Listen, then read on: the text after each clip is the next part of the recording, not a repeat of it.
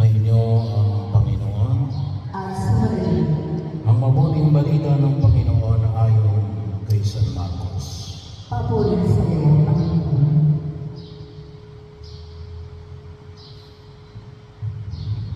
Noong parang itinawag na Jesus ang 12 at sinurong dala-dalawa, binigyan niya sila ng kapangyarihang magpalaya sa masamang espiritu at pinagbilinan sa inyong paglalakbay, huwag kayong magdala ng anuman maliban sa tungkod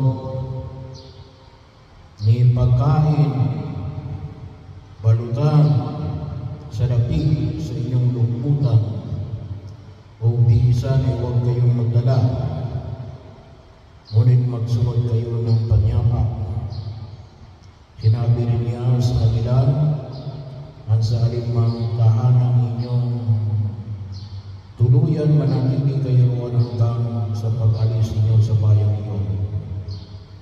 Kung ayaw kayong tanggapin o pakinggan sa isang dako, umalis kayo roon at ipagpag ninyo ang alikabok ng inyong mga paa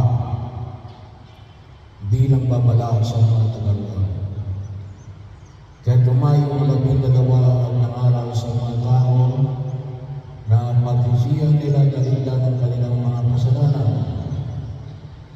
Pinalayas nila ang maraming demonyo sa mga hinahalihan nito. Pinahira nila ang